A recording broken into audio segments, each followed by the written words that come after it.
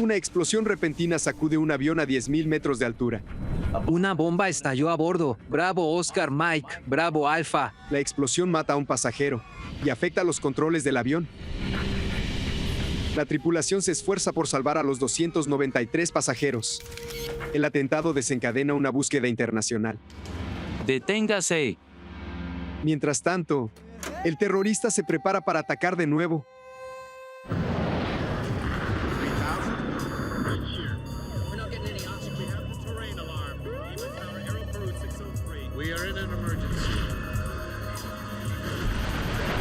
Mayday, catástrofes aéreas.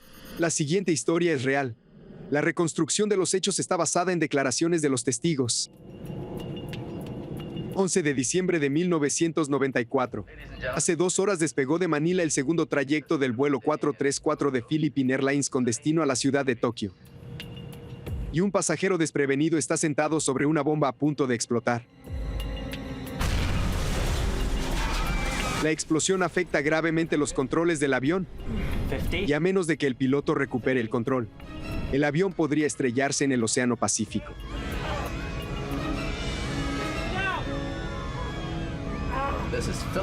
Aquí el vuelo 434 estalló una bomba a bordo. Bravo Oscar Mike, Bravo Alfa. El atentado representa un avance escalofriante en la tecnología usada por el terrorista. El temporizador estaba oculto dentro de un reloj Casio, lo que hacía que el dispositivo fuera sumamente fácil de esconder. Pero esta no solo es la historia de la casa de un terrorista, sino que también es la historia de un descubrimiento impactante. La explosión del vuelo 434 es solo una prueba para desarrollar un ataque mayor a las aerolíneas estadounidenses. Un ataque que superaría todas las atrocidades terroristas hasta ese momento. Bomba a bordo.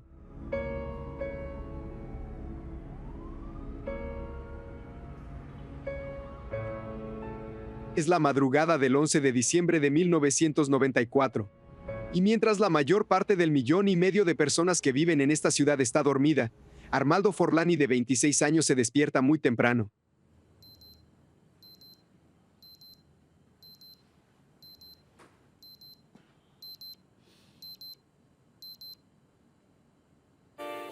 Forlani no es su verdadero nombre, es solo el alias que eligió para la misión de hoy. Y no es italiano, sino pakistaní. Armando está por poner a prueba su invento más reciente. Y todo debe funcionar a la perfección. Porque en su línea de trabajo no hay margen de error. Es un terrorista experto en la fabricación de bombas caseras.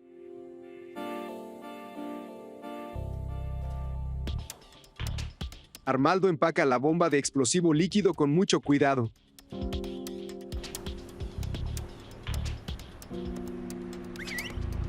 Desde su departamento, tarda menos de 30 minutos en llegar al aeropuerto.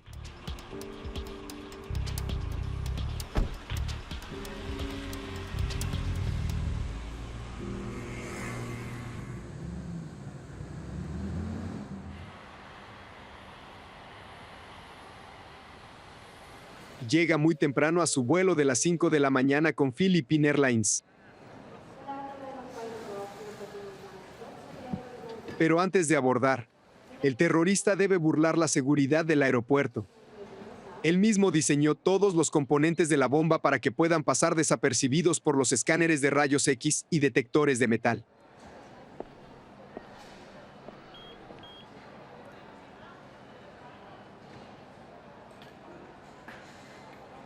Y compró el boleto bajo el nombre de Armando Forlani. Es un falsificador experto y elaboró un pasaporte italiano falso con esa identidad. Si la policía descubre su fachada, su carrera como terrorista internacional habrá terminado.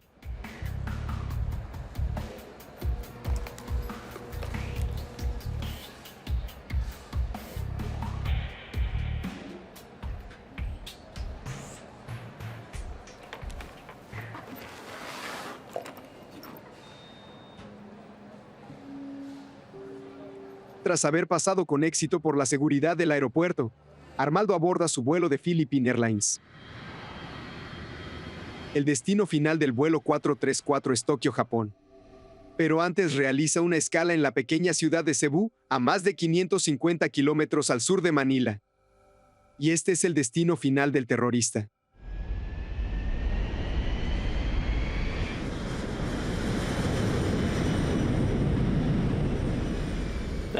Estamos a 3.000 metros. Gracias. Activando el piloto automático.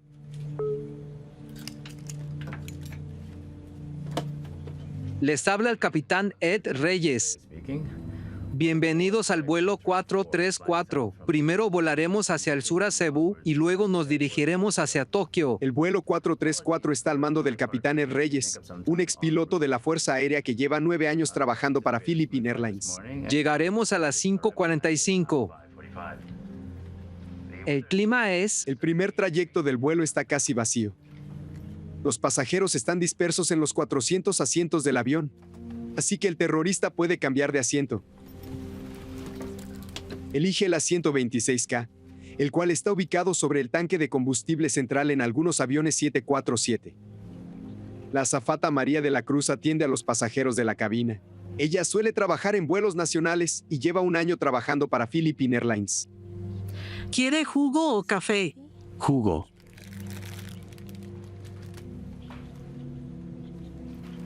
Ahora el terrorista debe encontrar un baño vacío para ensamblar el explosivo. Armar la bomba solo toma unos minutos, pero requiere total concentración.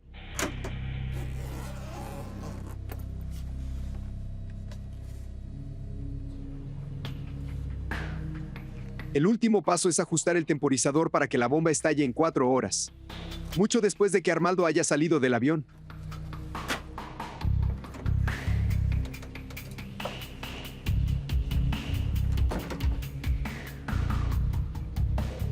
Luego esconde la bomba en el bolsillo del chaleco salvavidas debajo de su asiento.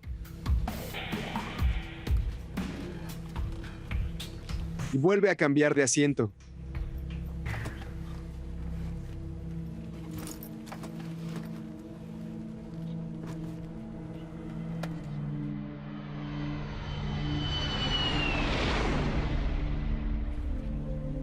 Cuando regresa con el jugo, María de la Cruz se da cuenta de que el pasajero volvió a cambiar de asiento. Posteriormente recordará que el terrorista dejó su desayuno intacto, pero el resto del vuelo transcurrió sin incidentes. Gracias. Mientras el vuelo 434 de Philippine Airlines comienza su descenso a la ciudad de Cebú, muchos pasajeros se preparan para abordar el avión en dirección a Tokio.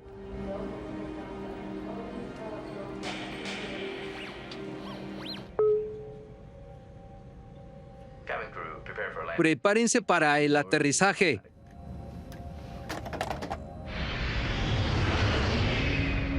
El vuelo 434 aterriza en Cebú a las 6:50 am y varios de los pasajeros desembarcan, incluido el terrorista con el alias Armaldo Forlani. ¡Hasta luego! María de la Cruz también abandona el vuelo 434, ya que un nuevo grupo de tripulantes de cabina estará en el vuelo hacia Tokio.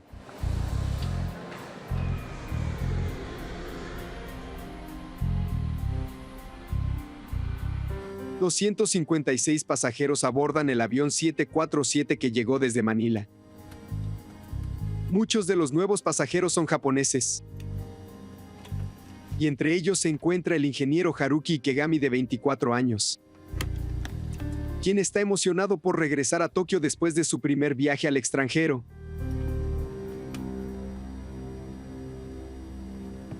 El tráfico aéreo hace que el despegue se retrase 38 minutos. Pero el temporizador de la bomba bajo el asiento 26K sigue su cuenta regresiva.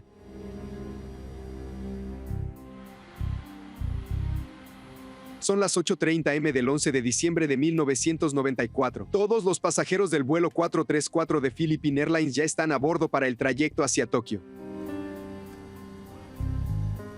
Y ninguno de ellos sospecha que aproximadamente 2 horas atrás, un terrorista plantó una bomba debajo de uno de los asientos. El azafato Fernando Bayot asiste a los pasajeros en la cabina delantera de este vuelo de 4 horas y media. A las 8:38, el vuelo 434 recibe autorización para despegar.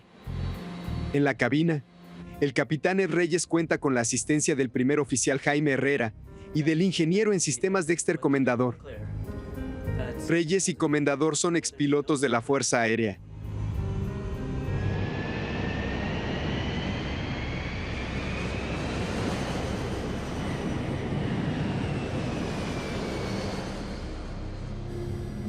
Haruki Ikegami está sentado en el asiento 26K, el mismo que ocupó el terrorista en el primer trayecto del vuelo 434 de Manila a Cebú.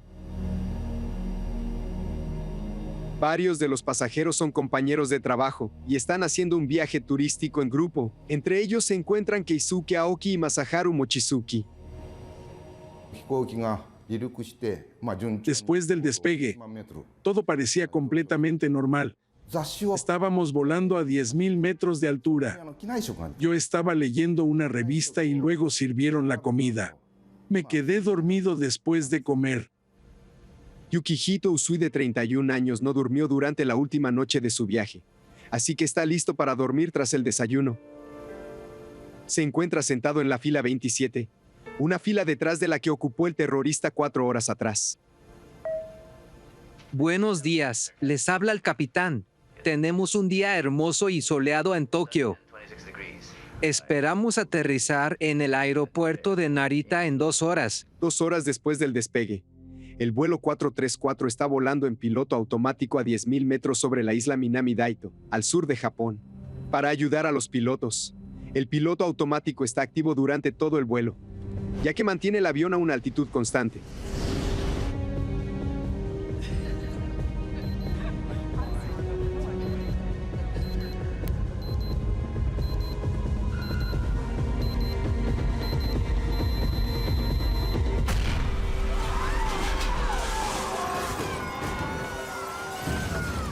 Lo primero que pensé fue, Dios mío, perdóname, porque creo que voy a morir.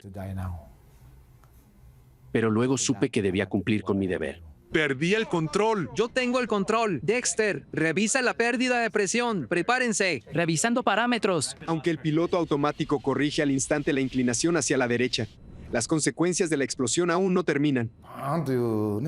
Me despertó un estruendo. Podía sentir que el avión se expandía por la presión. Después de la explosión, había mucho humo y escombros por doquier. Permanezcan en sus asientos. Recuerdo que había algunas personas lesionadas y sangrando, y que todo el mundo estaba intentando alejarse de la zona donde había explotado la bomba. Siéntense. Vi mucha gente sangrando y herida y todos pedían ayuda. Honestamente, pensé que iba a morir. Permanezcan en sus La asientos. prioridad de la tripulación de cabina es evitar que los pasajeros se levanten. Yukihito Usui está sentado en la fila detrás de donde sucedió la explosión, y sus piernas están gravemente heridas. El sobrecargo Fernando Bayot lo aleja del lugar de la explosión.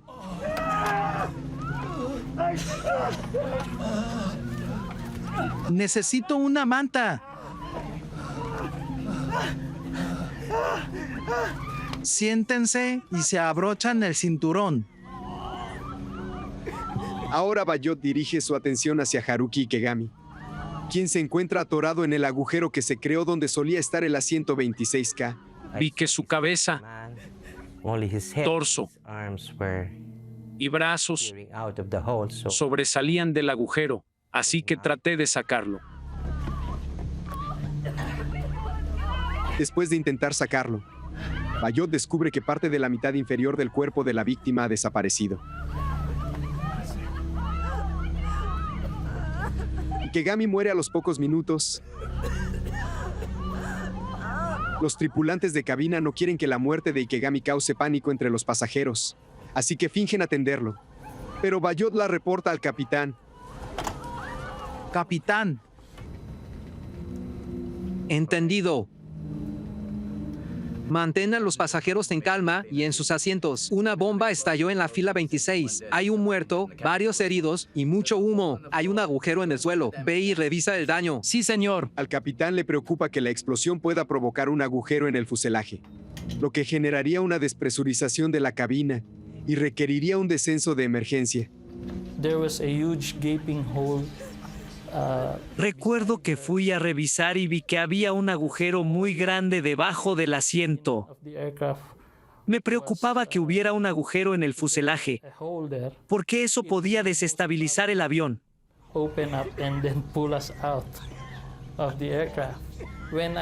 Cuando vi que no había ningún daño visible en el fuselaje, le informé al capitán y asumimos que el sistema de presurización seguiría funcionando.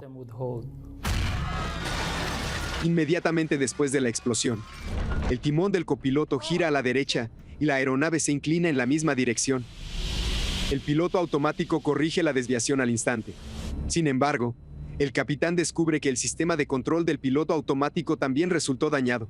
Después de la explosión, intenté girar el avión usando el piloto automático, pero no logré moverlo hacia arriba, abajo, izquierda o derecha. No reaccionaba. Ahí supe que teníamos un problema.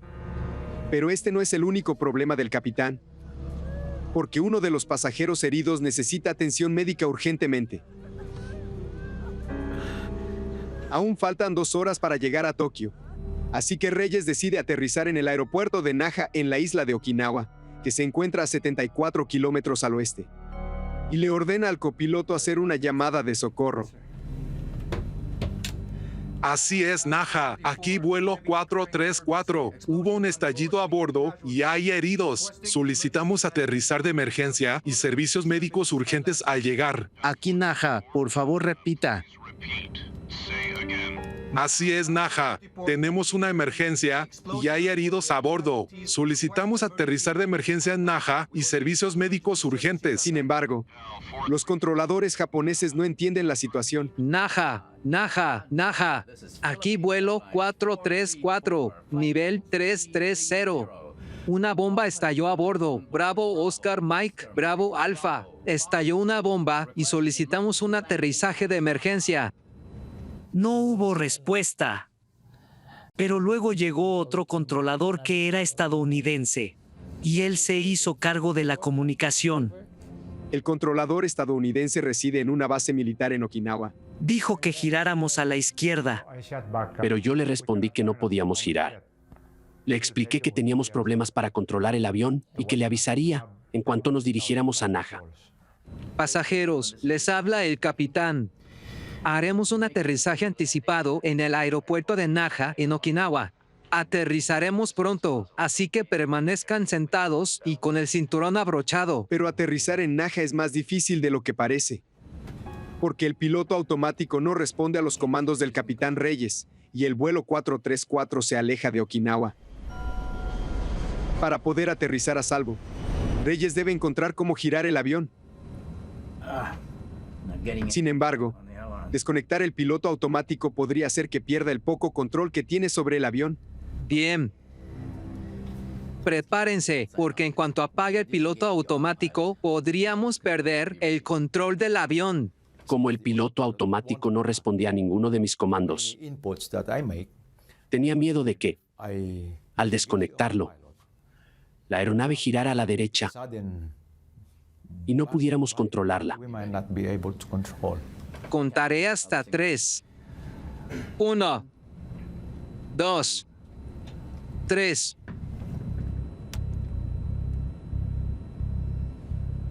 Uno, dos, tres. No pasó nada. Y entonces nos sentimos aliviados. No puedo girar con esto. Parece que la explosión dañó los alerones. Dexter, ¿qué dice el manual sobre problemas con los alerones? El manual de referencia rápida es muy importante, ya que es una guía que reúne todos los procedimientos a seguir en situaciones de emergencia. Dice que se debe usar la máxima fuerza de ambos pilotos. Bien. Hagámoslo. Reyes intenta usar la fuerza bruta para activar los alerones, los paneles del ala que hacen girar al avión, ya que solo ha podido volar en línea recta desde la explosión. No puedo lograr que los alerones se muevan. Bien, reactiva el piloto automático mientras evalúo otras opciones. Aterrizar está tomando más tiempo del que esperaban. Nos dijeron que solo serían 20 minutos, pero en realidad tardamos 1 hora en aterrizar. Fueron minutos sumamente aterradores. Aunque sobrevivieron al atentado, los pasajeros están nerviosos por aterrizar a salvo en el aeropuerto de Naha. Como pasó mucho tiempo entre el anuncio del piloto y el aterrizaje, comencé a redactar un testamento. Le escribí un mensaje a mi hijo, pidiéndole que fuera fuerte. Cuando parece que el vuelo 434 no podrá llegar al aeropuerto de Naha, Reyes idea otro plan. Tendremos que usar los motores para girar. Desactiva el piloto automático y prepara los motores. El capitán decide incrementar el empuje de los motores del lado izquierdo del avión, mientras reduce el empuje de los motores derechos. Y lentamente, la aeronave comienza a girar a la derecha. Luego, el capitán baja la velocidad para girar en un radio menor y espera que con la ayuda de los controladores aéreos pueda alinear el avión con la pista de aterrizaje de Naha. Mientras descendíamos a baja velocidad, probé los controles de nuevo y noté que hubo algunas pequeñas reacciones. El elevador ya está respondiendo. El elevador es un control que permite que el avión pueda ascender y descender. Velocidad 250 nudos. Para lograr un aterrizaje seguro, Reyes necesita el control del elevador y del timón. La velocidad del vuelo 434 se reduce poco a poco mientras se acerca a Naha. Flaps a 10. A la orden. Velocidad 225. Estamos girando. Sugiero que derramemos combustible para perder peso y poder ir más rápido. De acuerdo. Reyes ordena al ingeniero en sistemas derramar 36 toneladas de combustible. Una menor cantidad de combustible reduce la presión en los frenos y en el tren de aterrizaje. Me asomé por la ventana y me asusté mucho cuando vi que salía humo detrás de una de las alas. Pensé que algo se estaba quemando y que podría haber una segunda explosión. A medida que se acerca el aterrizaje, el capitán teme que la aeronave tenga otros daños que aún no se manifiestan. No sé si lograremos aterrizar. Sujétense bien. De acuerdo. El capitán le dijo al jefe de la tripulación que debían estar listos para evacuar el avión en cuanto aterrizáramos. Era una situación de vida o muerte y no podíamos hacer nada más. Pista a la vista. Con un control mínimo del avión, el capitán Ed Reyes se enfrenta al aterrizaje más difícil de su carrera.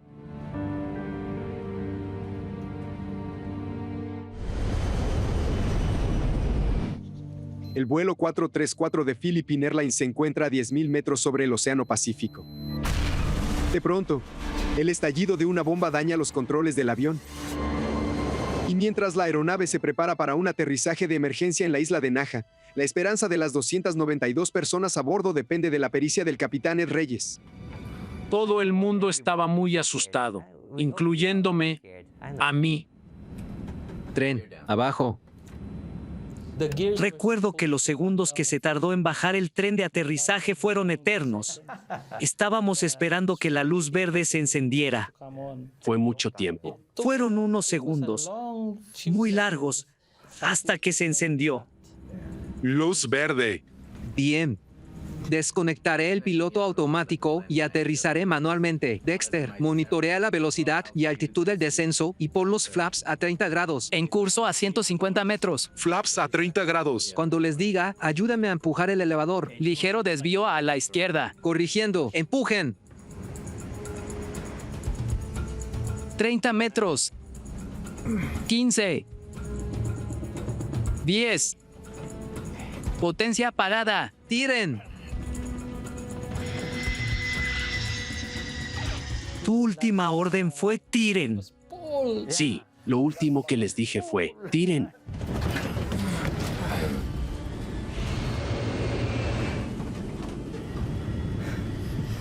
Recuerdo que revisé que los aceleradores estuvieran apagados. Sí fue. Porque no quería que volviéramos a despegar.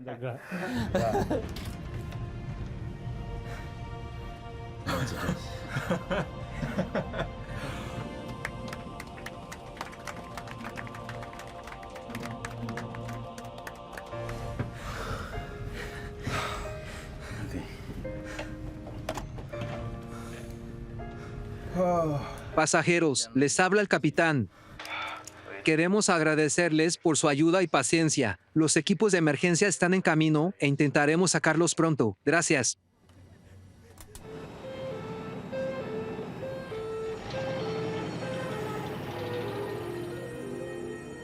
El Boeing 747 de Philippine Airlines es la escena de un crimen y está bajo jurisdicción japonesa. Para descubrir qué sucedió, lo primero que hacen los investigadores del Departamento de Policía de Okinawa es centrar su atención en el pasajero que murió en el asiento 26K. El patólogo forense recuperó 94 fragmentos de la bomba que estaban incrustados en los glúteos de Ikegami. Haruki Ikegami sufrió heridas internas y una gran pérdida de sangre. Pero aunque no parezca, los efectos de la explosión podrían haber sido mucho peores. Si la explosión hubiera sido lateral, habría hecho un gran agujero en el fuselaje de la aeronave y eso hubiera causado una despresurización dentro del avión. Así que fue mucho menos dañina de lo que pudo haber sido. Pero no podemos olvidar a la víctima, porque su muerte ayudó a salvarnos. El cuerpo de Ikegami absorbió la mayor parte de la explosión, pero aún así la bomba cortó los cables de acero del techo que controlan el timón y el elevador.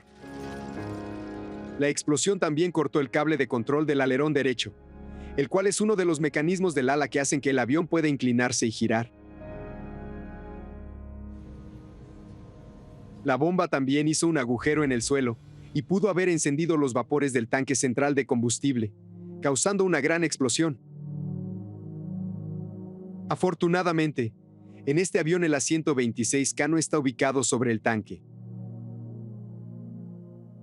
Tuvimos la suerte de que ese día volamos en el modelo SAS del Boeing 747, en el cual el tanque central está situado 2 filas, por detrás del asiento 26K. Los investigadores forenses de Okinawa comienzan a recolectar evidencias en el sitio de la explosión. Primero retiran los escombros más grandes y luego trabajan sistemáticamente hasta recolectar las partículas más pequeñas con una aspiradora.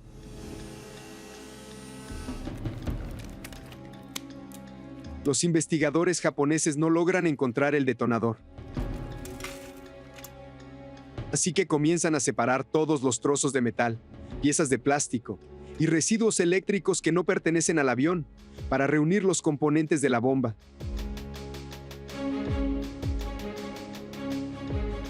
Un investigador forense logra identificar el temporizador de la bomba y al reconstruir decenas de fragmentos quemados, descubre que se trata de un reloj digital modificado. Los investigadores también descubren que una de las baterías de 9 voltios de la bomba solo se vende en Filipinas. Es una pista que sugiere que el terrorista podría vivir allí. La investigación está a cargo de Sonny Razón, el subdirector de la Policía de Filipinas. A finales de 1994, comenzamos a recibir informes de inteligencia sobre personas del Medio Oriente que se encontraban viviendo en distintas partes de Filipinas. La noche del 6 de enero de 1995, casi 4 semanas después del atentado, la policía filipina tiene un golpe de suerte. El terrorista del vuelo 434 se encuentra junto con su cómplice en su apartamento en Manila para producir en masa una bomba nueva e indetectable.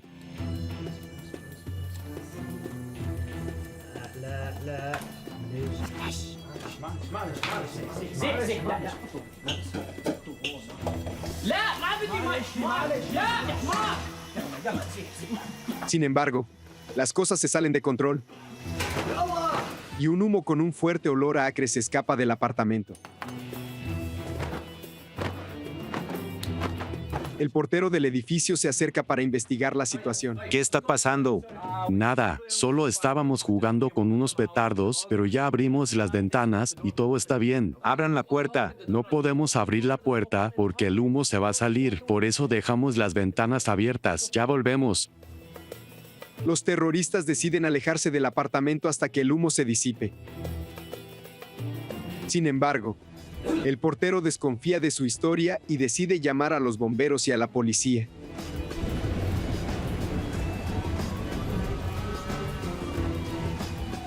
Cuando llegan los bomberos, el humo ya se ha disipado y se retiran después de hacer una revisión rápida. El terrorista se da cuenta de que dejó su computadora en el apartamento, así que convence a su cómplice para que la recupere. Era inteligente y sabía que no debía exponerse. Entendía muy bien que regresar al apartamento implicaba un riesgo demasiado grande.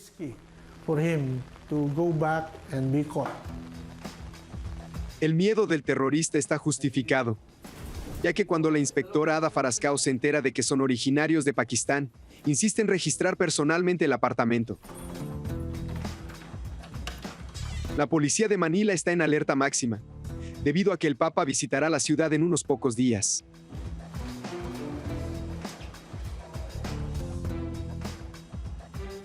Al ver el apartamento, la inspectora Farascao confirma sus temores sobre las intenciones de los inquilinos. Oficial, ¡Deténganse!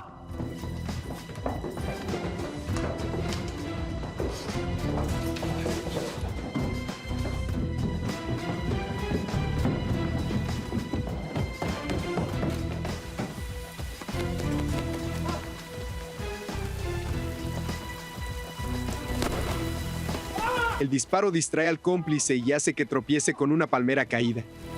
El policía descubre que no tiene esposas, pero el portero improvisa y esposa al cómplice con unos cordones.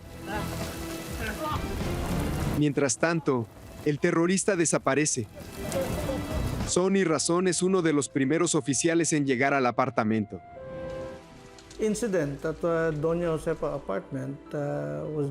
El incidente de los apartamentos Doña Josefa nos hizo descubrir que existía una célula de Al-Qaeda operando en Filipinas. La Policía Nacional de Filipinas sabe que ha descubierto algo importante, así que informa al FBI, a Scotland Yard y a la Interpol. Cuando la noticia llega a la Fuerza de Tareas Conjunta contra el Terrorismo en Nueva York, inmediatamente capta la atención del agente especial del FBI Frank Pellegrino, quien lleva 2 años tras la pista de un terrorista llamado Ramzi Youssef y cree que por fin puede haberlo encontrado. Desde 1993, él era el fugitivo más buscado por el FBI. La policía filipina revisa el apartamento y encuentra más pruebas que vinculan a Youssef con el atentado del vuelo 434.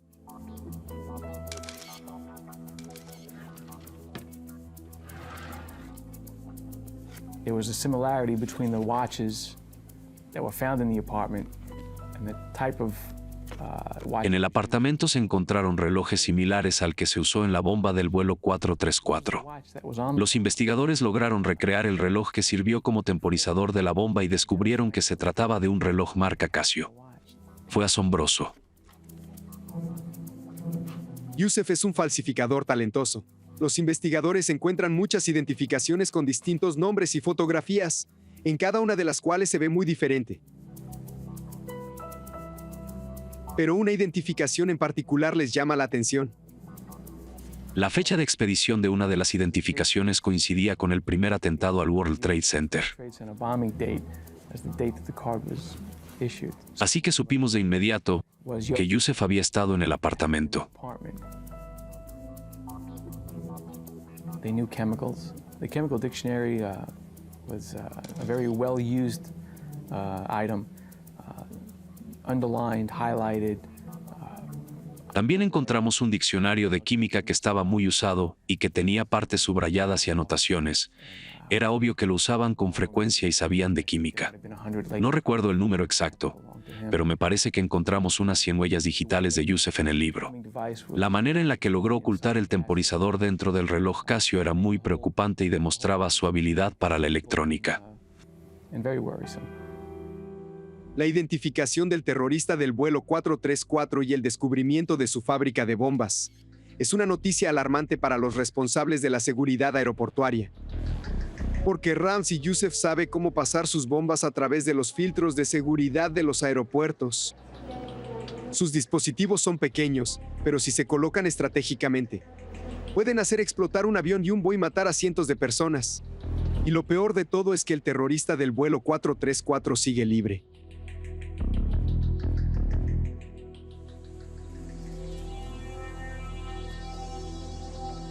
La Policía Nacional de Filipinas descubre el escondite de un terrorista internacional. Y el FBI lo identifica como Ramzi Youssef. El testimonio de un agente de ventas de Philippine Airlines demuestra que Armando Forlani, quien plantó la bomba en el vuelo 434, es en realidad Ramzi Youssef. Ramzi Youssef es uno de los muchos alias de un hombre que encabeza la lista de los más buscados del FBI, ya que es un terrorista internacional con una recompensa de $2 millones. Youssef, cuyo verdadero nombre probablemente sea Abdul Karim Basit, nació y creció en Kuwait, donde su padre trabajaba como ingeniero. Allí conoció al cómplice que lo ayudaba a fabricar bombas en su apartamento de Manila. Cuando tenía 18 años, la familia de Youssef regresó a su natal Pakistán. Youssef se casó y tuvo 2 hijos. Al poco tiempo de volver a Pakistán, sus padres lo mandaron a estudiar a Gran Bretaña. Tomaba clases de ingeniería y computación, así que definitivamente tenía talento. En las vacaciones de verano de finales de los años 80, Youssef regresa a Pakistán y usa sus habilidades de ingeniería para enseñar a guerrilleros cómo hacer bombas en campamentos cercanos a la ciudad pakistaní de Peshawar.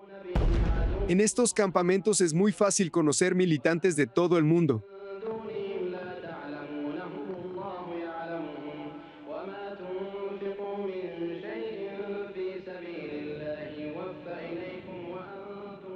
En septiembre de 1992, Youssef viaja a Nueva York para preparar un ataque terrorista de gran magnitud.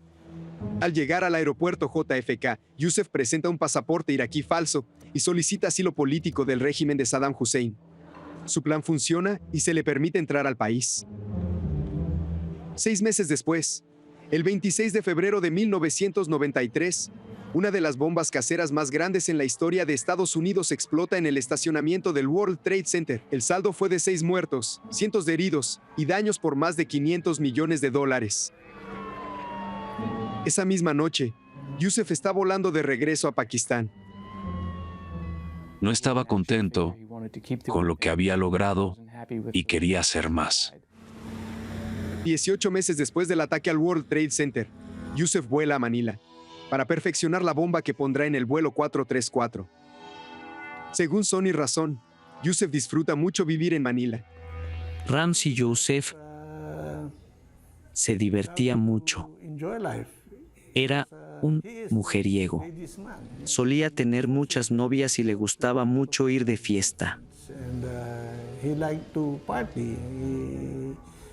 También bebía mucho y disfrutaba de la vida. Los terroristas también son personas comunes y corrientes y tienen vidas normales. Tras el atentado del vuelo 434, Youssef recluta a su amigo de la infancia, Abdul Hakim Murad, para que lo ayude a fabricar bombas. Pero el 6 de enero de 1995, 2 semanas después de haber llegado, Murad es arrestado e interrogado por la policía de Filipinas. Y tras 67 días, la policía obtiene todos los detalles de cómo Youssef colocó la bomba. Murad tenía una personalidad muy fuerte. Era muy decidido y al principio se resistió al interrogatorio. Sin embargo, cuando llegó el FBI y nos proporcionó información que nosotros no teníamos, Murad finalmente comenzó a dar más detalles acerca del caso y logramos recabar muchos datos importantes para la investigación. Los investigadores encontraron pequeños rastros químicos del explosivo en el avión. Y finalmente, Murad admite que Youssef estabilizó nitroglicerina líquida y la ocultó en una botella de solución para lentes de contacto.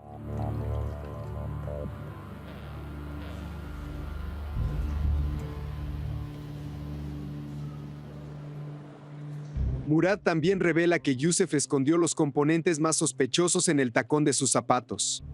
La mayoría de los sistemas de seguridad solo detectan objetos de metal por encima de los tobillos. Tenía mucha confianza en sí mismo y en su conocimiento sobre químicos y explosivos. His attitude toward these explosives and chemicals. Porque debes estar bastante loco para llevar nitroglicerina a un aeropuerto. You know, Es una locura. La confesión de Murad también detalla lo que hizo Yusef tras burlar con éxito la seguridad del aeropuerto e introducir una bomba al avión. ¿Quiere jugo o café? Jugo.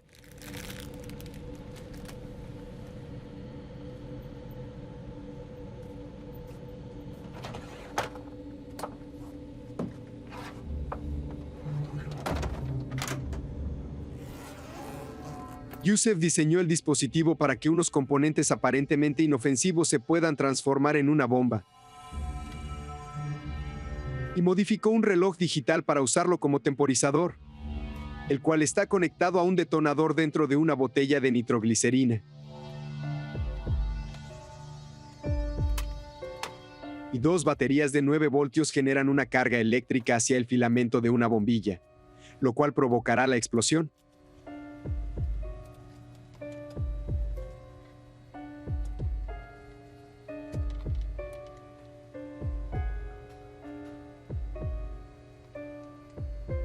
Yusef programa el temporizador para 4 horas después, pensando que el avión se encontrará volando sobre el Océano Pacífico.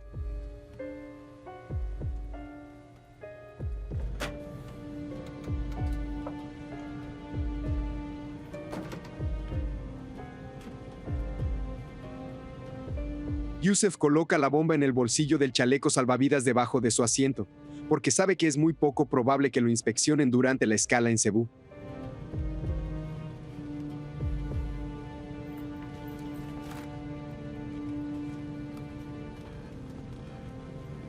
Poco después, se baja del avión y desaparece por completo.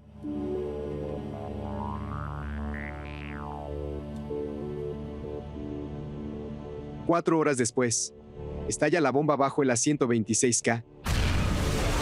Y nace un nuevo tipo de terrorismo que amenaza a la industria aérea.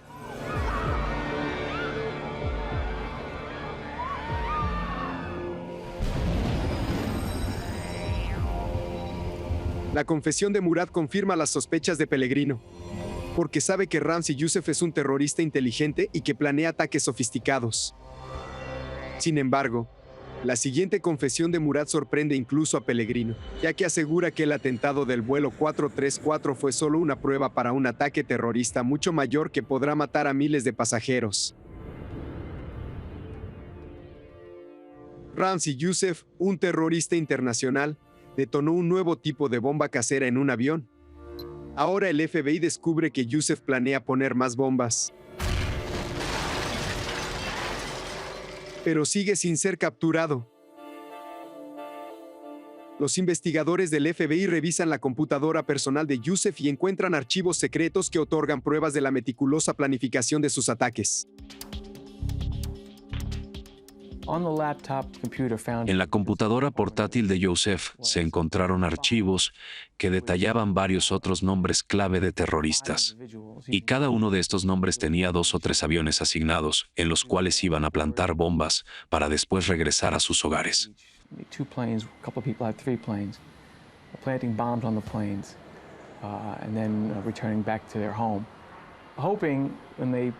La idea era que, si todo salía de acuerdo a su plan, todas estas bombas explotaran dentro de un periodo de tiempo de unas 6 horas. Y aunque hubiera explotado solo una, hubiera sido una tragedia. De hecho, si el 50% de su plan hubiera dado resultado, hubieran creado un pánico generalizado. Este plan, que en los archivos de Youssef aparece bajo el nombre de Boyenka, fue descubierto y frustrado justo a tiempo. El ataque a 12 aviones estadounidenses tenía la intención de matar a 4,000 pasajeros. La campaña de terror de Youssef está programada para empezar a menos de 2 semanas después del allanamiento de su fábrica de bombas en Manila. Y cuando Pellegrino y su equipo del FBI llegan a Filipinas, Youssef ya ha desaparecido. Fue una oportunidad perdida. Sin embargo, he descubierto que los fugitivos no son tan diferentes de las personas normales, y también tienen la necesidad de volver a casa. Así que la investigación volvió a centrarse en Pakistán, De inmediato, el FBI comienza una campaña en Pakistán y ofrece $2 millones por cualquier información que lleve al arresto de Yusef. La estrategia funciona y un recluta que Yusef contrató para un atentado decide revelar todo. Y el día que Yusef iba a abandonar Islamabad, la policía pakistaní lo arresta en su hotel.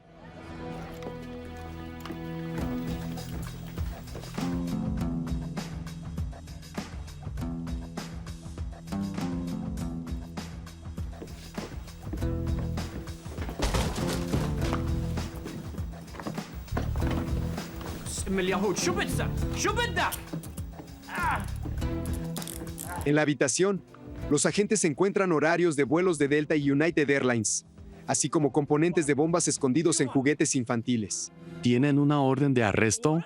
El informante recibe la recompensa de $2 millones por haber proporcionado información que evita otro ataque aéreo. Yusef no sospechaba absolutamente nada.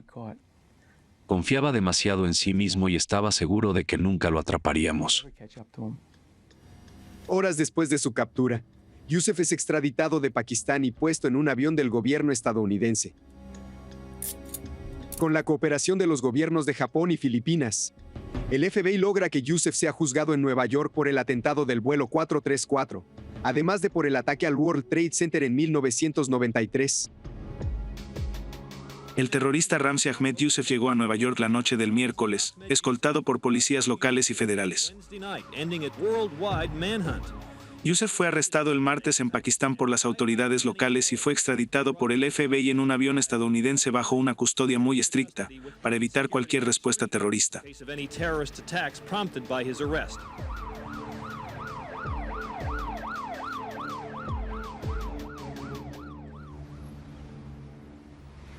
Un año después, durante su juicio en la Corte del Distrito Sur de Nueva York, Yusef decide representarse a sí mismo, a pesar de la recomendación del juez.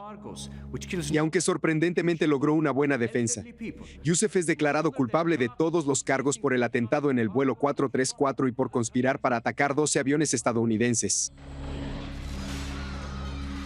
Yusef también es declarado culpable por el atentado terrorista al World Trade Center. En su declaración final, Yusef justifica sus actos. Estoy orgulloso de ser terrorista, pero solo estoy a favor del terrorismo en contra del gobierno de Estados Unidos y de Israel, porque ustedes son peores que los terroristas. Aunque es ciudadano pakistaní, Yusef se considera palestino por elección y asegura que los atentados del vuelo 434 y del World Trade Center fueron un castigo por el apoyo del gobierno estadounidense a Israel sobre Palestina. Son hipócritas. Al final, es sentenciado a 240 años en prisión por ambos crímenes. El juez recomienda que cumpla su condena en confinamiento solitario en la prisión de mayor seguridad de Estados Unidos, que se encuentra en Florence, Colorado. En esta prisión se encuentran los prisioneros más violentos y peligrosos del país, y es donde Yusef pasará el resto de su vida, confinado en una celda 23 horas al día.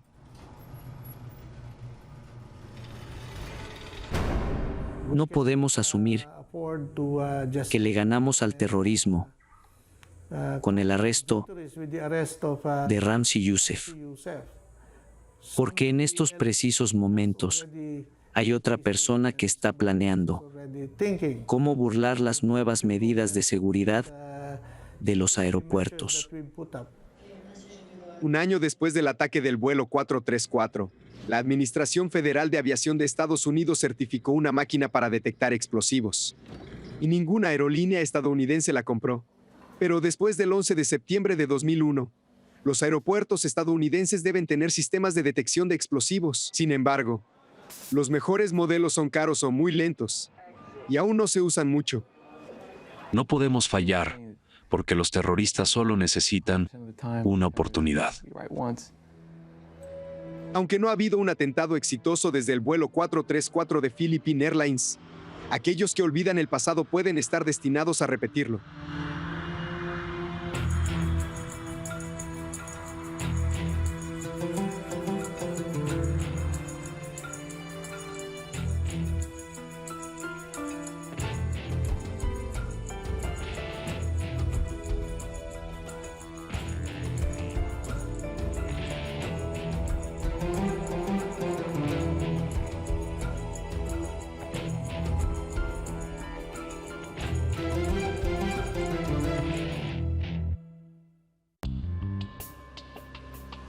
Se han recuperado 639 piezas de restos en el lugar del accidente. Y esas piezas no hacen más que aumentar el misterio en torno a un terrible accidente aéreo con un desenlace fatal. Un poco más a la derecha. Ahí. Pero la respuesta que tanto buscaban los investigadores la encuentran al sacar la pieza 640 del vuelo 611 de China Airlines. Fue un momento crucial. Ninguna otra pieza fue examinada con tal detalle y rigor como la 640. Ella guarda una pista bastante importante que los investigadores buscaban sin cesar, la cual les explicaría cómo es que un avión moderno con 225 personas a bordo se hizo pedazos en pleno vuelo.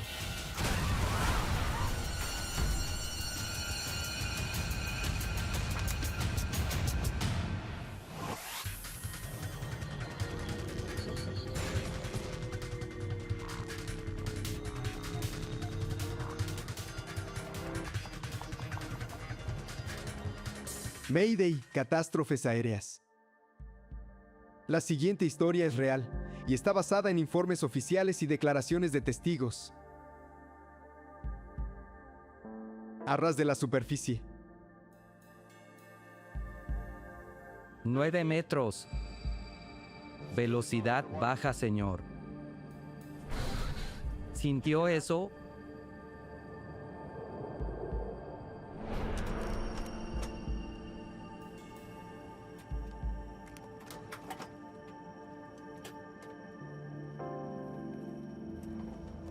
$22 años después. Control de Taipei, descienda y mantenga Echo Foxtrot 126, en el aire 608. Es el 25 de mayo del año 2002.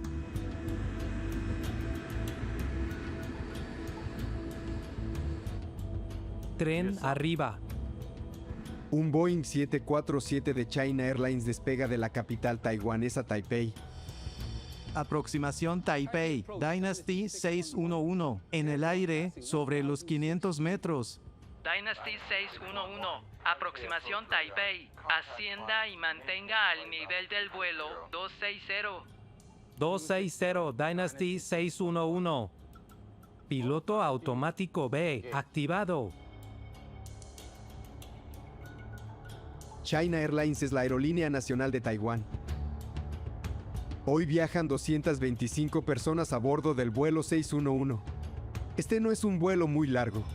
Solo será 1 hora y 40 minutos por el estrecho de Taiwán hasta llegar a Hong Kong. Esta es una de las rutas más transitadas en todo el mundo.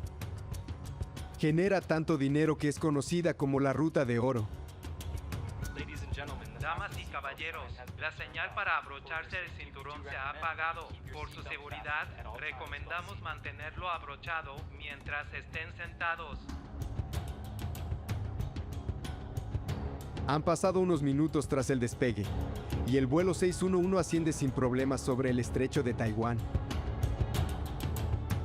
El piloto automático controla el ascenso del avión. De repente, 20 minutos después de despegar y habiendo superado los 10.600 metros de altitud,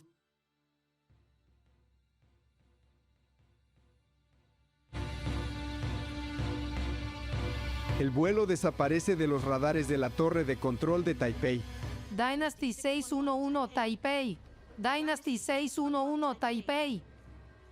Un avión desapareció. China Airlines 611. Última ubicación conocida. Este 119.67, norte 23.98.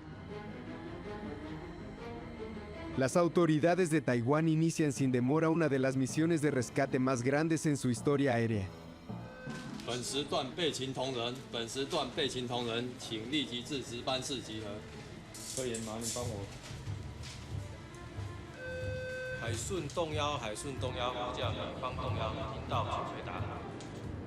Yo di una orden clara, y era que la prioridad absoluta de la misión sería buscar a quienes aún estuvieran con vida, luego los cuerpos, y solo después de eso, los restos. Más de 1,000 personas integran esta misión. Los botes pesqueros se suman a las labores igual que la Guardia Costera y el Ejército de Taiwán.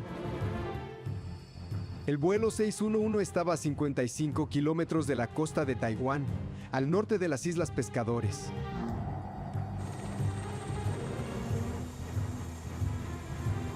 Los rescatistas hallan restos flotando en el estrecho de Taiwán.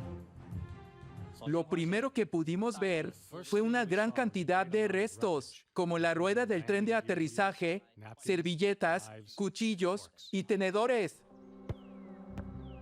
Los restos del avión vuelan en todas las direcciones. Incluso se encuentran objetos en la región central de Taiwán, a más de 100 kilómetros de distancia. Mientras siguen las labores de rescate, el Consejo de Seguridad de la Aviación de Taiwán investiga el accidente de este avión de 22 años. 747, entregado el 2 de agosto de 1979. Kei Yong es el director general de este consejo.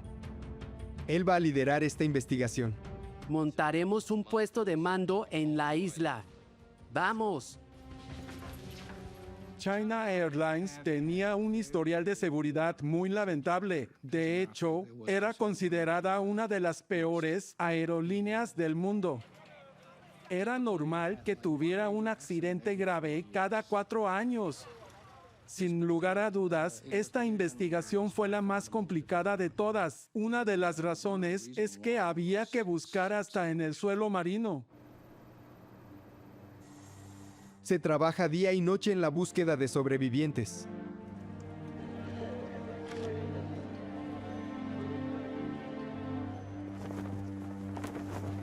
De las 225 personas que viajaban en este avión, no se encontró a nadie con vida.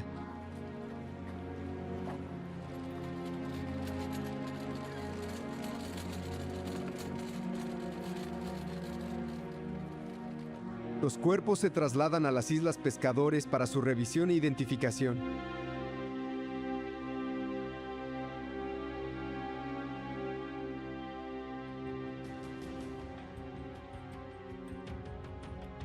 La Junta Nacional de Seguridad en el Transporte o NTSB se une a la investigación pues el avión era estadounidense y para ello envían un equipo de investigadores a Taiwán.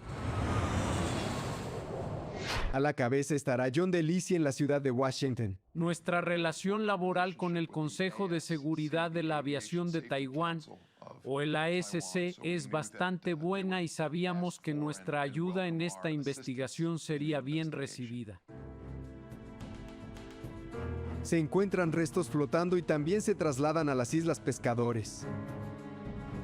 Los investigadores quieren comprender cómo uno de los aviones más exitosos, que volaba por una de las rutas más transitadas, cayó del cielo de un momento a otro. El Boeing 747 es el avión a reacción más popular que existe y ha transportado a millones de personas por miles de millones de kilómetros. Así que era preocupante. Buenos días, ya quiero escuchar tu noticia. Un sofisticado radar terrestre rastreó al vuelo 611 durante los pocos minutos que duró su viaje. El propósito es que les brinde a los investigadores una imagen más clara del vuelo que el radar del control de tráfico aéreo. Entonces Kei Yong obtiene la primera pista importante. El radar siguió al avión en su ascenso hasta que alcanzó los 10.600 metros. Pero de pronto la señal del vuelo 611 se fracciona. Es algo bastante gráfico. En el momento preciso del accidente, parece que el radar recibió la señal de 3 o 4 piezas de gran tamaño que luego se iban dispersando mientras caían poco a poco a la tierra. Eso indicaba que la aeronave se destruyó en el aire.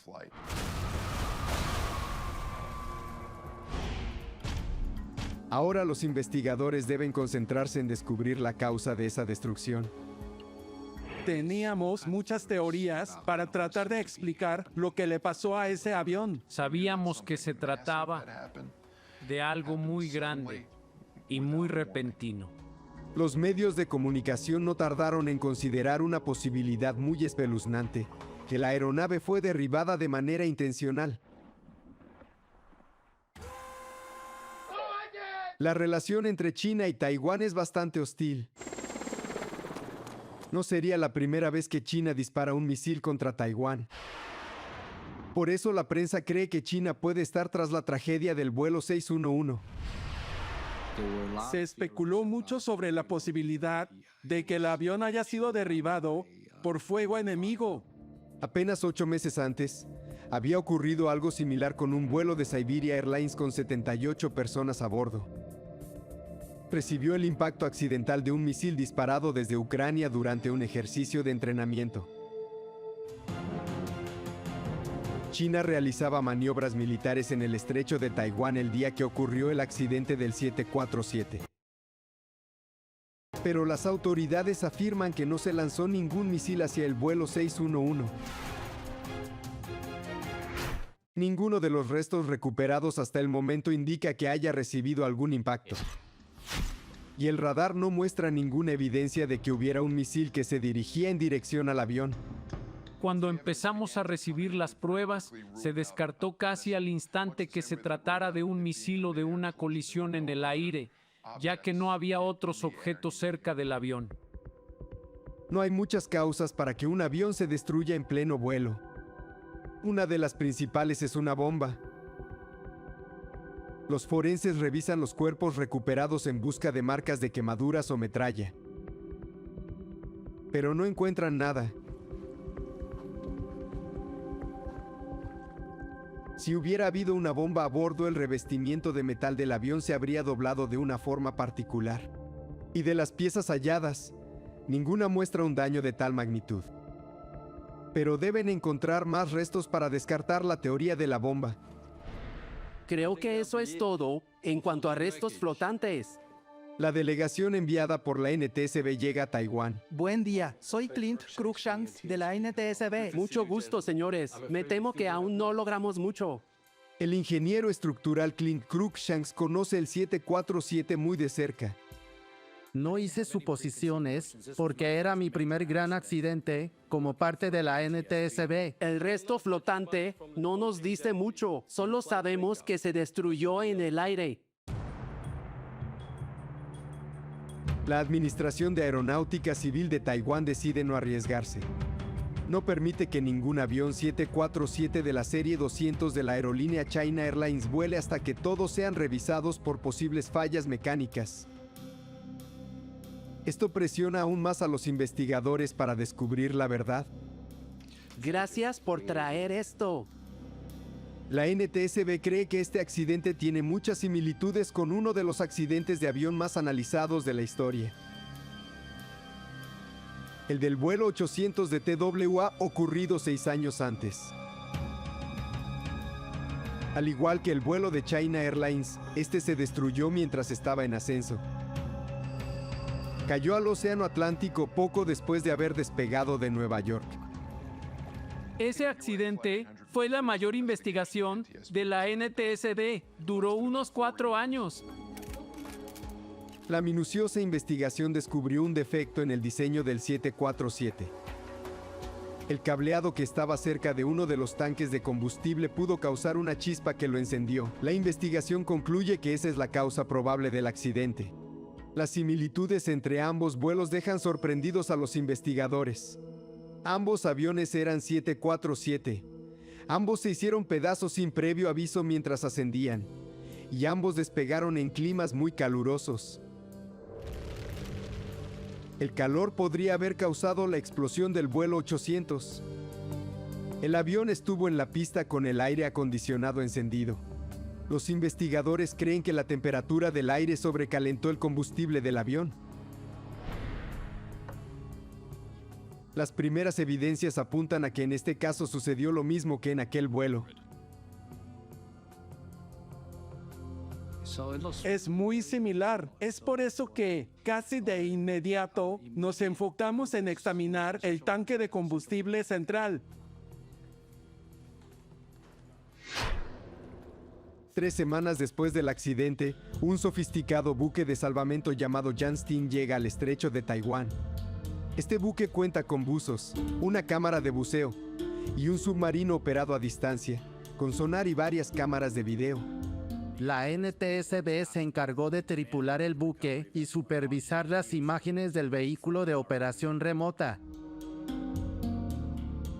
Gracias al sonar, Los investigadores han localizado restos del vuelo 611 en el fondo del mar. Ve hacia la derecha. Clint Cruikshanks conoce cada pieza que compone un avión 747, pero nunca las había visto en ese estado. Me impactó mucho ver esas piezas en el fondo del océano. Al tener solo la luz del vehículo para guiarte, se podía notar lo que parecía ser una parte del avión. Así que el aparato rodeó la pieza para observarla en todos los ángulos.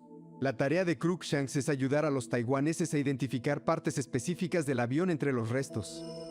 Se necesita pensar de forma diferente para poder ver una pieza destrozada, hacer que tome forma en tu cabeza y determinar a qué parte del avión pertenecía. Un poco más a la derecha. Ahora hacia atrás. Ahí, esa es una parte del ala. Hay que marcarla. Cuando una pieza es identificada, se registran sus coordenadas GPS. El mapeo GPS demuestra que los restos están esparcidos en un área de 325 kilómetros cuadrados. Será complicado localizar las piezas específicas del avión. 25 días después del accidente, se encuentran las 2 cajas negras que tenía la aeronave. En una de ellas están las grabaciones de voz de las conversaciones en la cabina. Y en la otra, datos de la computadora de vuelo. Cualquiera podría contener pistas que ayuden a revelar qué pasó durante los últimos minutos del vuelo. Si la grabación les da la respuesta que buscan, ya no tendrán que sacar más restos a la superficie. Los datos son cruciales. ¿Estamos listos? Los investigadores empiezan por las grabaciones de la cabina de vuelo. Esperan recoger algún comentario sobre alguna emergencia ocurrida a bordo. Bienvenidos a China Airlines. La grabación comienza unos 10 minutos antes del despegue del avión. ¿Listo? No hay nada extraño en los preparativos. Vamos con la verificación. Muy bien. Empecemos. Se revisan los sistemas y se sigue el protocolo de las listas de verificación. Apagado. Apagado. Ellos eran expertos. Tanto el capitán como los primeros oficiales tenían mucha experiencia. Dynasty 611, pista 06, viento 050 a 9 nudos, autorizado para despegar.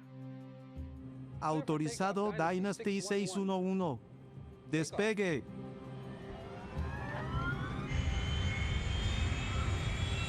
$80. Bien. B1. Rotación.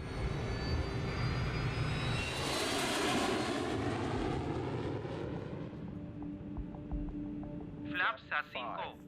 1, verde. Bien, flaps arriba. Los investigadores no solo escuchan las conversaciones, también buscan distinguir si el avión estaba emitiendo algún sonido fuera de lo común. En las grabaciones de voz de la cabina de vuelo podemos escuchar todo aquello que haya captado el micrófono, ya sean palabras de una conversación entre la tripulación o alguna irregularidad estructural. Control Taipei. Pero en esta cabina reina un silencio poco común. En el aire, 608, velocidad 210 nudos. El capitán se nota relajado. 200 nudos, copiado. Los micrófonos captan conversaciones de los controladores con otros aviones.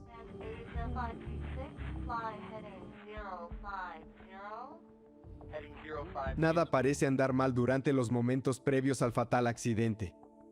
No se escucha nada inusual. Descienda y mantenga a 250. Las últimas palabras captadas en la cabina vienen del capitán Yi Cheng-fong. 600. Él indica la distancia para llegar a su altitud de crucero. Luego se oye el sonido de un timbre, el cual avisa a la tripulación que se acercan a los 10.600 metros. Y de pronto, el micrófono de la cabina de mando capta cómo se destruye el avión. Medio segundo después, la grabación termina. La grabación que se sacó de la cabina de vuelo mostraba que la tripulación tenía una conversación muy normal hasta que de repente se cortó. Las grabaciones indicaban que algo había pasado, pero no bastó para saber qué fue. Para ese momento ya se habían descartado muchas cosas, pero aún no teníamos la clave. No teníamos una buena evidencia que nos dijera qué inició la destrucción de ese 747. Tras no obtener nada relevante de las grabaciones, a los investigadores solo les queda seguir estudiando los restos. Se centran en los elementos que puedan probar o refutar el vínculo entre el vuelo 611 y el 800. Pusimos mucha atención al chequeo y la examinación del tanque de combustible central. Pero el 12 de julio, 48 días después del accidente. Espera, ve hacia la izquierda. Hay buenas noticias. Muy bien. Ese es el tanque de combustible central. Hay que marcarlo para luego subirlo.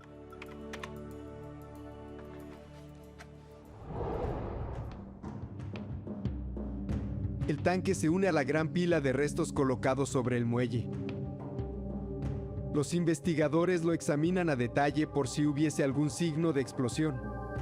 Si esta pieza hubiera explotado como sucedió con el tanque del avión de TWA, entonces habría quedado retorcida y el metal estaría curvado hacia afuera. Pero eso no es lo que pasa con este tanque. El tanque de combustible central estaba prácticamente intacto. Además se ha doblado hacia adentro. A diferencia del tanque del vuelo 800, aquí no hay rastro de hollín. Sin duda lo habría si el combustible del avión se hubiera encendido. Con eso descartamos que la causa fuera el tanque central. Los restos recuperados hasta el momento también han hecho que los investigadores descarten otra teoría, que una bomba derribó el avión. No hubo restos que nos indicaran que hubo disparos o daños causados por explosivos.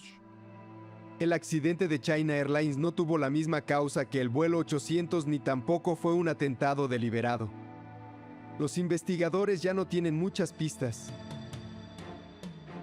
Conforme se identifican y recuperan más restos, los investigadores hallan una pista intrigante. Esta se encuentra en unos pequeños respiraderos al interior del avión 747. Los aviones de pasajeros tienen decenas de estos respiraderos cerca del suelo. Funcionan como válvulas de alivio de presión. Estas rejillas están cerradas y solo existe una razón para que se abran. Si el área de carga que está debajo de los pasajeros se despresurizara, el aire presurizado de arriba ejercería tanta fuerza sobre el suelo que podría colapsarlo y dañar los controles vitales de vuelo. Eso fue lo que ocurrió en un vuelo de Turkish Airlines en 1974. Los pilotos no pudieron controlar el avión luego de que la puerta de carga saliera volando.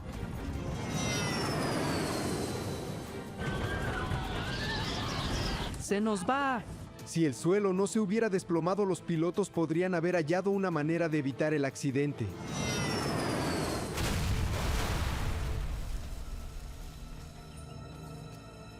Después de esta tragedia, la NTSB recomendó a los fabricantes que se instalaran más válvulas de alivio entre el nivel superior e inferior de un avión de pasajeros.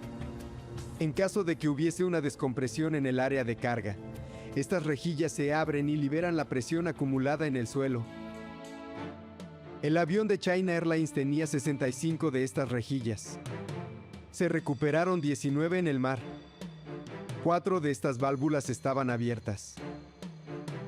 Esto indica a los investigadores que hubo una repentina pérdida de presión debajo de la cabina de pasajeros, pero no es suficiente para saber qué la causó. Las rejillas llevan a los investigadores cada vez más cerca de la verdad del accidente, pero es solo una pequeña pieza de un gran rompecabezas. Aún se deben examinar cientos de piezas para hallar alguna pista. Kei-Jong quiere saber si algunas de esas tantas piezas podrían precisar en dónde se originó la descompresión. Vi el análisis de trayectoria que hicieron del vuelo 800. Quisiera intentarlo.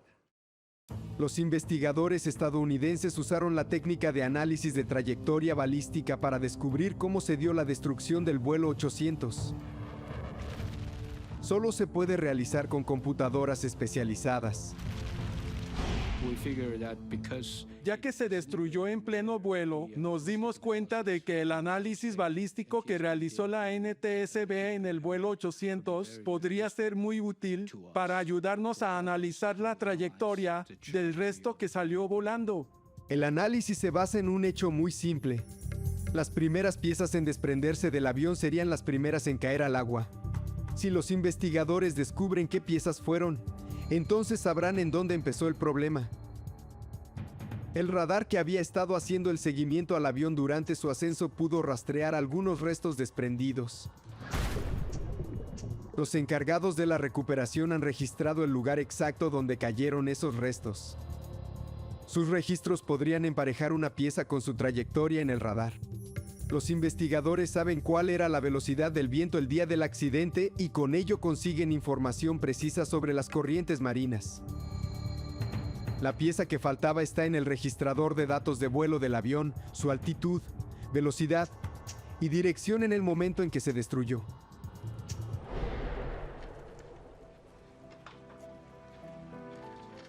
Para facilitar su identificación, cada pieza ha sido registrada y enumerada conforme se traslada al muelle.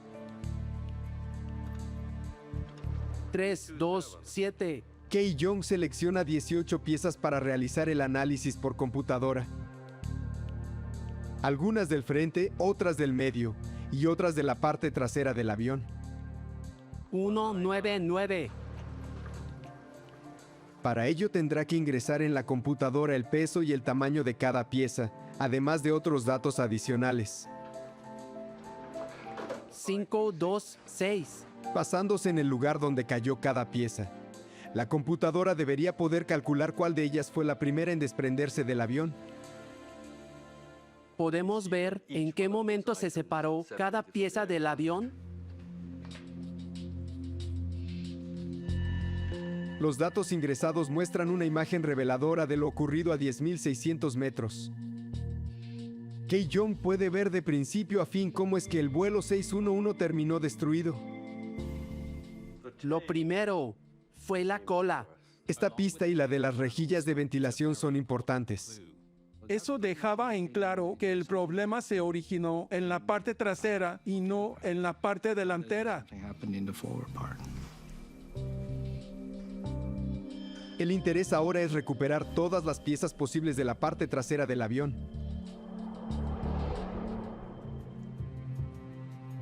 Cientos de restos del accidente se van acumulando en el muelle de las Islas Pescadores. La NTSB envía a Taiwán al meteorólogo Frank Sakar para que también examine los restos. Estaba caminando entre todo el resto del accidente. En un momento me acerqué a la pieza número 640 y noté algunas áreas muy peculiares e interesantes que quería examinar con más detalle. Este pedazo de metal destrozado puede ser una pieza de oro para los investigadores. Fue un momento crucial. Era muy probable que eso fuera algo importante. Hola, soy Frank. Creo que ya tenemos la clave. La pieza 640 les daría a los investigadores una clara visión del pasado y los llevaría a la conclusión de que el trágico accidente del vuelo 611 no fue algo del momento, sino que en realidad comenzó 22 años atrás.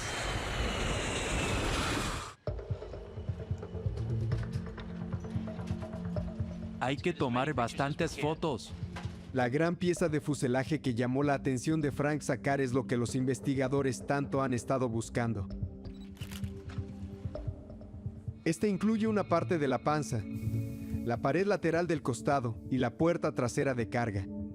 Es una pieza de la parte trasera del avión, del lugar preciso donde empezó la destrucción según el análisis. Era una pieza muy inusual.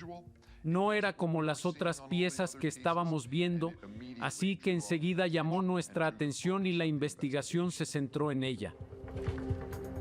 Las marcas de desgarro en la mayor parte del metal sugieren que se rompió de manera abrupta en pleno vuelo.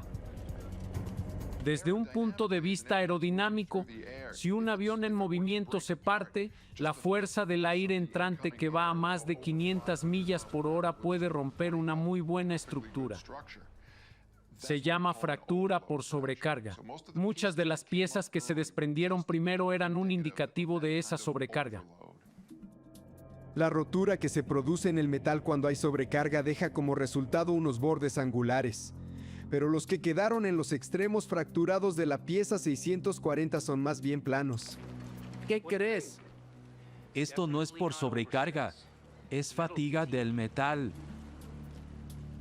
Cuando el metal se somete a esfuerzos por mucho tiempo se produce una fatiga que puede llevar a su rotura. Es algo muy diferente a una fractura por sobrecarga. Una grieta por fatiga del metal por lo general tiene una apariencia plana y también es pareja. Esas son las características de la grieta que se puede observar en la pieza 640. Eso indica que no se desprendió de repente cuando el avión se destrozó en el cielo, sino que se fue separando del avión de manera gradual. ¿Era esta la causa de la muerte de 225 personas? Se tenían que hacer muchas pruebas y analizar el fragmento para verificar si era el culpable del accidente. Hay otro detalle sobre esta pieza que es destacable, y es que tiene un parche de metal. Se llama placa de refuerzo, y es como el parche que se le coloca a una llanta pinchada.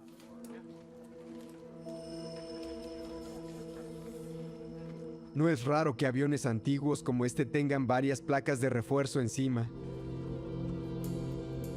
Esta placa es un parche que coloca sobre el revestimiento. Si el avión tuviera un desgarro, una imperfección o una grieta, se debe reparar el fuselaje y devolverle su fuerza original. Y una forma de hacerlo es poner sobre la estructura existente una placa de refuerzo o un parche. En algún momento esta parte del 747 había sido reparada.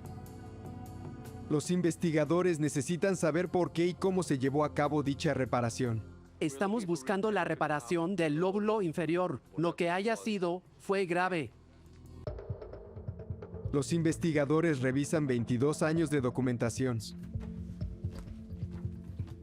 Pero los registros no están completos. Hallar los detalles de una reparación específica no es algo fácil.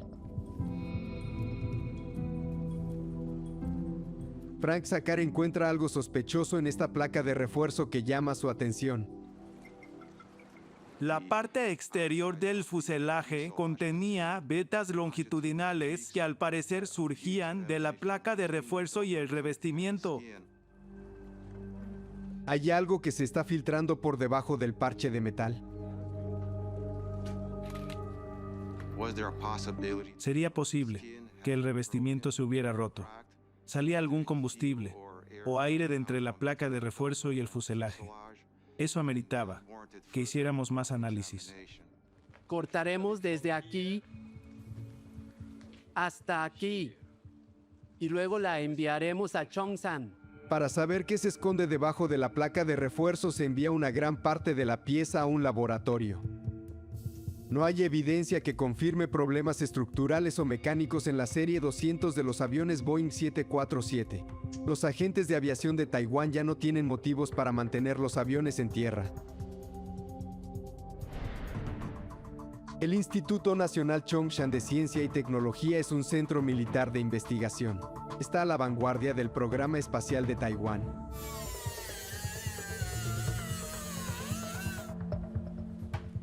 Los investigadores envían aquí una sección de la pieza 640 para una revisión más detallada.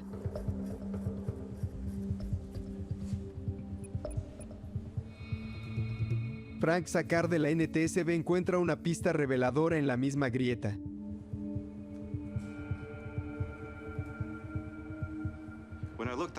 Al observar la superficie de la fractura, noté que el área estaba cubierta con óxido de aluminio, como el óxido que se forma en un auto. El color del metal cambia después de años de exposición al oxígeno. Así que esa decoloración les indica a los investigadores que la grieta en la parte trasera del avión no es reciente, sino de hace muchos años.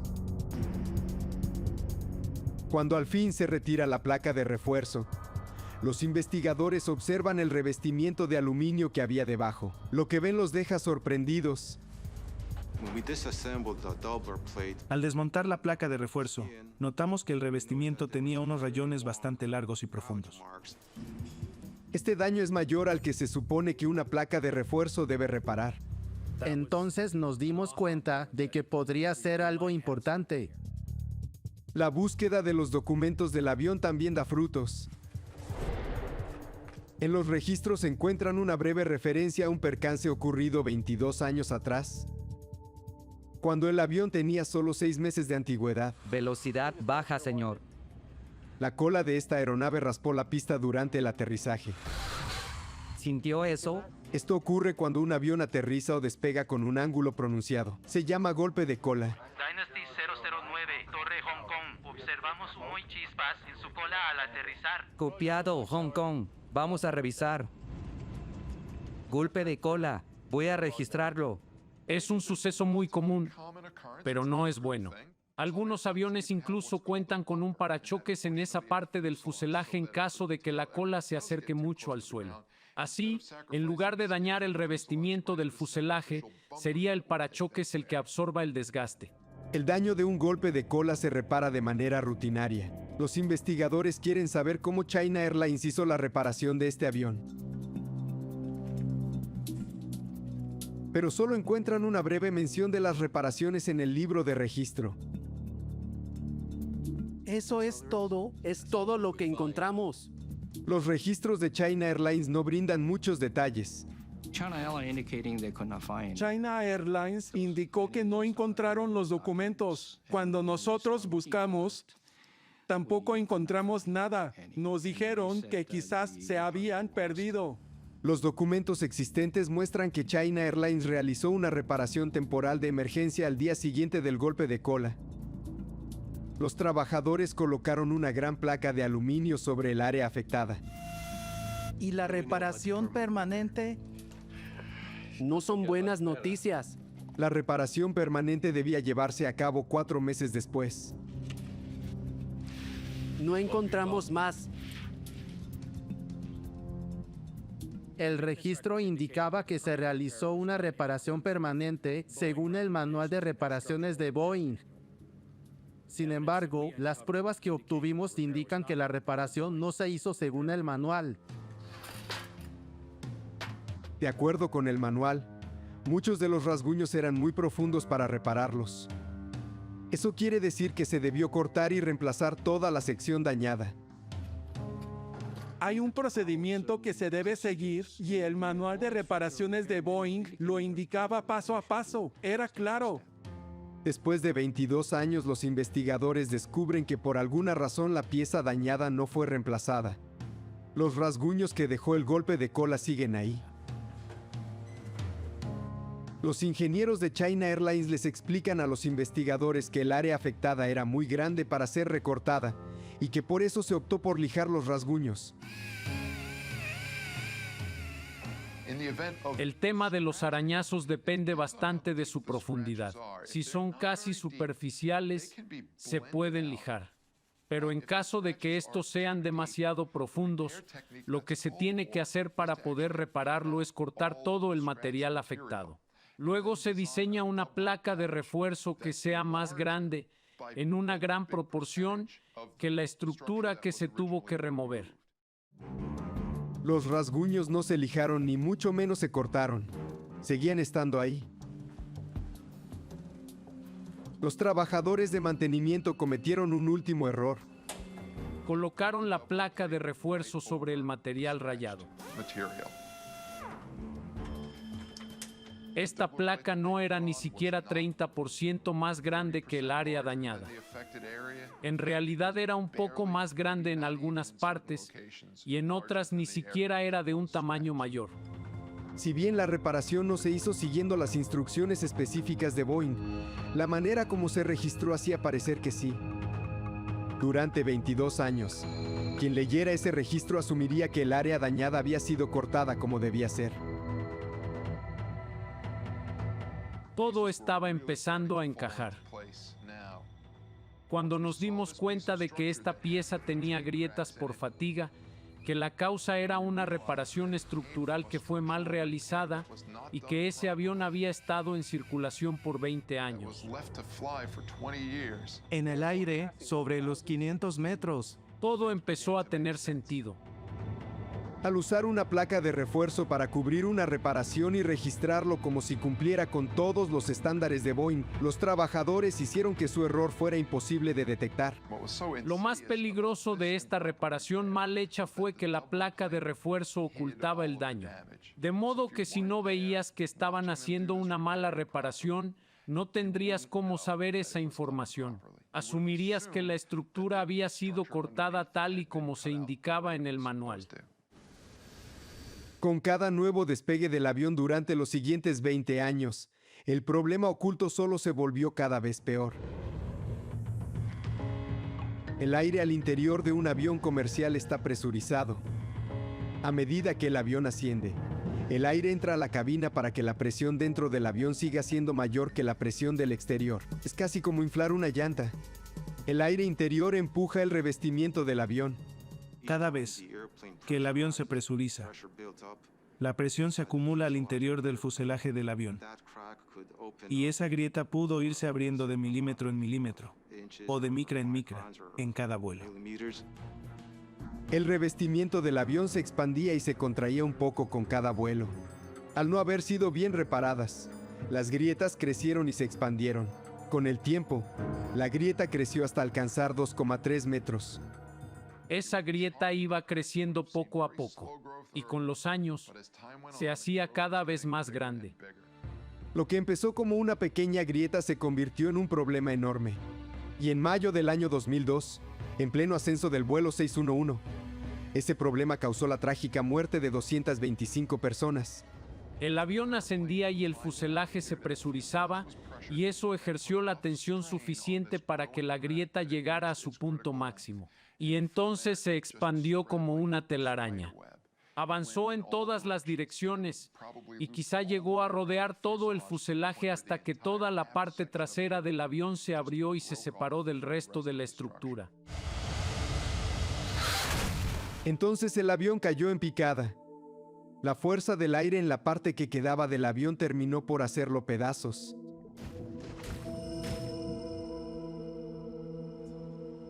Los investigadores saben que una grieta que pasó desapercibida causó la destrucción del vuelo 611. Ahora se enteran de que China Airlines estuvo bastante cerca de encontrar esa grieta y de haber podido salvar esas 225 vidas. El Boeing 747 estuvo en circulación hasta 22 años después de la reparación inadecuada de su revestimiento. Despegó y aterrizó más de 20,000 veces en todo ese tiempo. Diferentes mecánicos habrían examinado el avión a fondo a lo largo de los años. El programa de mantenimiento de Boeing sugiere hacer inspecciones. Pero nunca se detectó la enorme grieta que se estaba formando en la parte trasera del avión.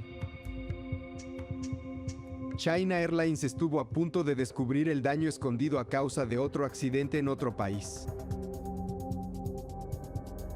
En 1988 se desprendió el techo de un envejecido Boeing 737 de Aloha Airlines.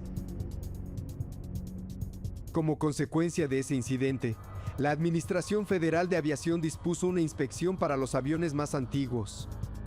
Las aerolíneas de todo el mundo tuvieron que someter a sus aviones a una inspección más cuidadosa en busca de corrosión y grietas. La norma exigía que las aerolíneas reevaluaran todas las reparaciones existentes en la estructura del avión. Según las indicaciones, si habían visto el registro y comparado con la reparación, debían quitarla y hacerla de nuevo. China Airlines empezó a realizar este procedimiento en 2001, solo un año antes de que ocurriera el accidente. La aerolínea identificó y sacó fotografías de 31 diferentes placas de refuerzo en el 747, entre ellas la que cubría la grieta de la tragedia. Los investigadores notan en esas imágenes que China Airlines pasó por alto una pista muy importante que pudo haberles advertido con tiempo del peligro inminente. Examinamos las fotografías de la reparación y notamos algunos problemas que podrían haber justificado una investigación más profunda. Los investigadores notan una mancha marrón oscuro en la parte exterior del avión. Es la misma mancha misteriosa que hizo pensar a Frank sacar en un agujero oculto detrás de la placa de refuerzo cuando vio la pieza en el muelle. Porque esta mancha no despertó sospechas antes de que ocurriera el accidente. Durante años, los pasajeros tuvieron permitido fumar dentro del 747 de China Airlines. Eso llenaba el aire presurizado con nicotina. El humo era expulsado a través de la grieta en la parte trasera del avión. Con el tiempo, ese humo dejó una mancha de nicotina en la superficie exterior del avión. Era evidente. Cualquier ingeniero de mantenimiento con experiencia pudo detectarla con facilidad. 7 años antes del accidente, se prohibió fumar dentro de los aviones de China Airlines.